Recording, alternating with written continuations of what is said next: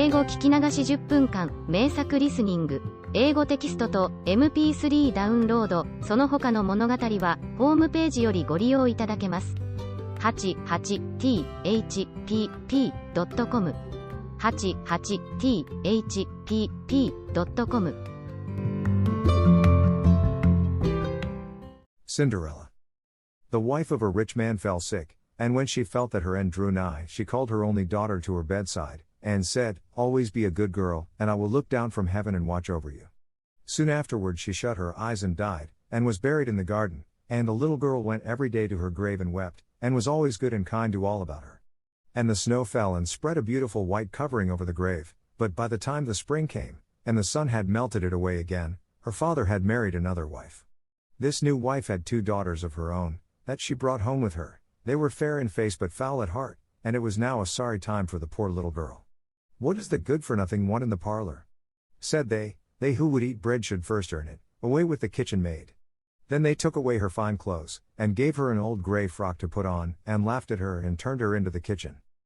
There she was forced to do hard work, to rise early before daylight and bring the water, to make the fire, to cook and to wash.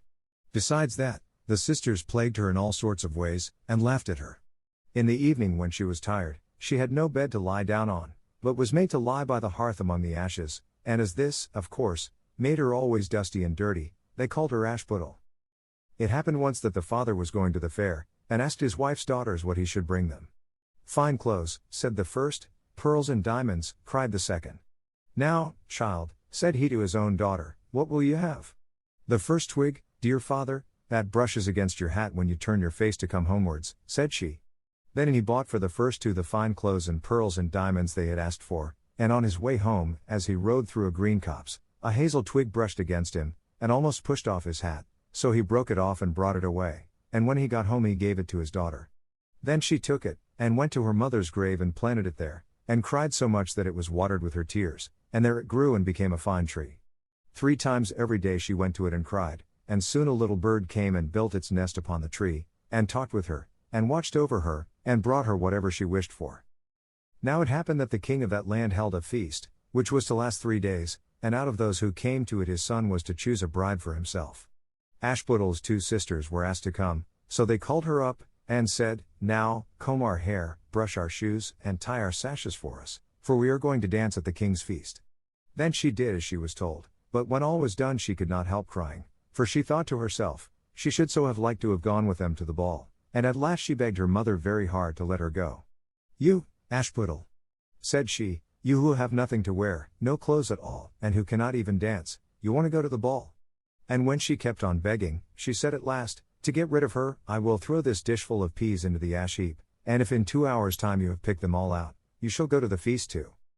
Then she threw the peas down among the ashes, but the little maiden ran out at the back door into the garden, and cried out, "Hither, hither, through the sky, turtle doves and linnets, fly. Blackbird, thrush, and chaffinch gay, hither, hither, haste away. One and all come help me, quick. Haste ye, haste ye. Pick, pick, pick." Then first came 2 white doves, flying in at the kitchen window, next came 2 turtle doves, and after them came all the little birds under heaven, chirping and fluttering in, and they flew down into the ashes. And the little doves stooped their heads down and set to work, pick, pick, pick, and then the others began to pick, pick, pick, and among them all they soon picked out all the good grain, and put it into a dish but left the ashes. Long before the end of the hour the work was quite done, and all flew out again at the windows. Then Ashputtel brought the dish to her mother, overjoyed at the thought that now she should go to the ball. But the mother said, "No, no. You slut, you have no clothes, and cannot dance, you shall not go." And when Ashputtel begged very hard to go, she said, "If you can in 1 hour's time pick 2 of those dishes of peas out of the ashes, you shall go too." And thus she thought she should at least get rid of her. So she shook 2 dishes of peas into the ashes. But the little maiden went out into the garden at the back of the house, and cried out as before, "Hither, hither, through the sky, turtle doves and linnets, fly. Blackbird, thrush, and chaffinch gay, hither, hither, haste away. One and all come help me, quick. Haste ye, haste ye. Pick, pick, pick." Then first came 2 white doves in at the kitchen window, next came 2 turtle doves, and after them came all the little birds under heaven, chirping and hopping about. And they flew down into the ashes, and the little doves put their heads down and set to work, pick, pick, pick, and then the others began pick, pick, pick, and they put all the good grain into the dishes, and left all the ashes. Before half an hour's time all was done, and out they flew again. And then Ashputtel took the dishes to her mother, rejoicing to think that she should now go to the ball. But her mother said, "It is all of no use, you cannot go, you have no clothes, and cannot dance, and you would only put us to shame," and off she went with her 2 daughters to the ball. Now when all were gone, and nobody left at home, Ashputtel went sorrowfully and sat down under the hazel tree, and cried out, "Shake, shake, hazel tree, gold and silver over me." Then her friend the bird flew out of the tree, and brought a gold and silver dress for her, and slippers of spangled silk, and she put them on, and followed her sisters to the feast. But they did not know her, and thought it must be some strange princess, she looked so fine and beautiful in her rich clothes, and they never once thought of Ashputtel, taking it for granted that she was safe at home in the dirt.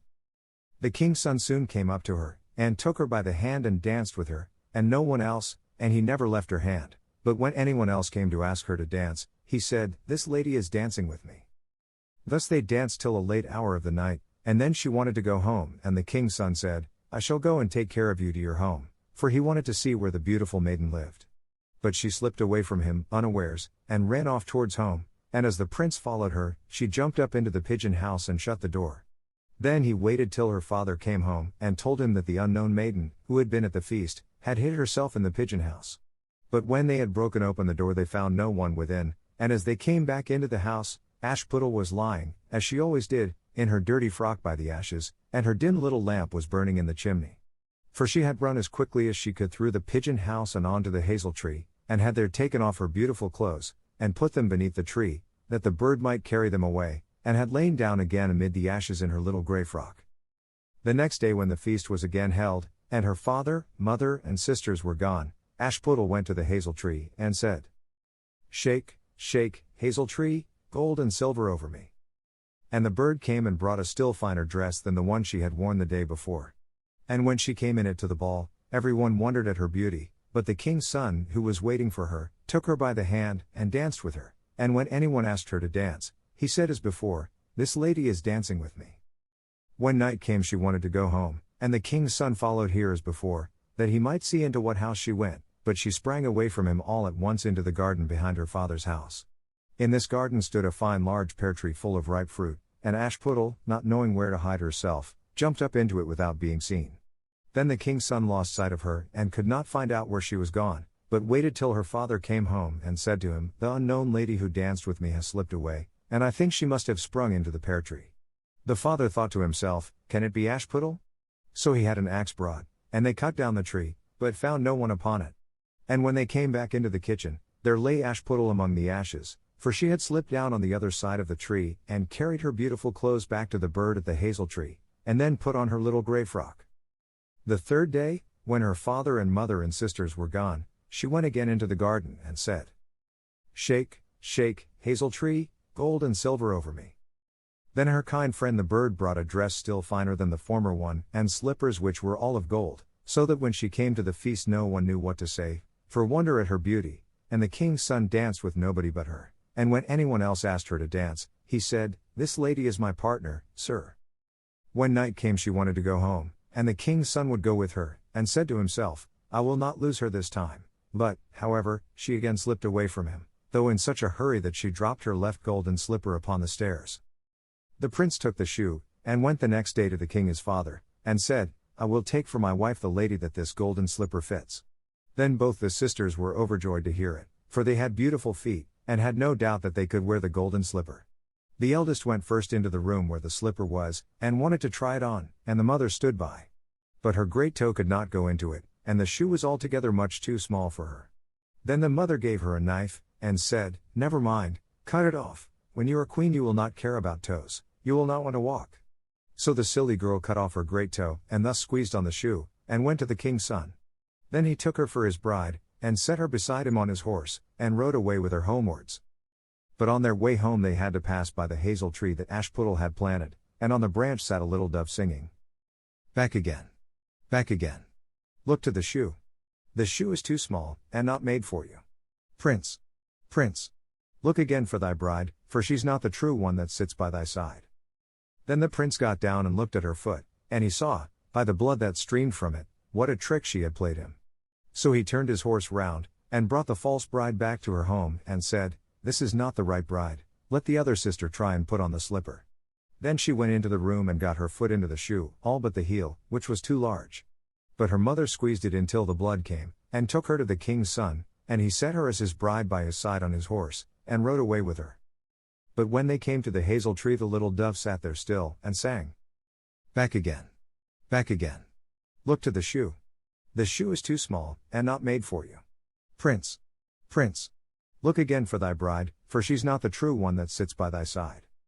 Then he looked down, and saw that the blood streamed so much from the shoe, that her white stockings were quite red. So he turned his horse and brought her also back again. "This is not the true bride," said he to the father. "Have you no other daughters?" "No," said he, "there is only a little dirty Ashputtel here, the child of my first wife. I am sure she cannot be the bride." The prince told him to send her. But the mother said, "No, no, she is much too dirty, she will not dare to show herself." However, the prince would have her come, and she first washed her face and hands, and then went in and curtsied to him, and he reached her the golden slipper. Then she took her clumsy shoe off her left foot, and put on the golden slipper, and it fitted her as if it had been made for her. And when he drew near and looked at her face, he knew her, and said, "This is the right bride." But the mother and both the sisters were frightened, and turned pale with anger as he took Ashputtel on his horse, and rode away with her. And when they came to the hazel tree, the white dove sang. 英語聞き流し10分間、名作リスニング。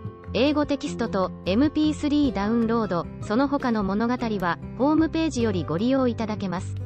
88thpp.com 88thpp.com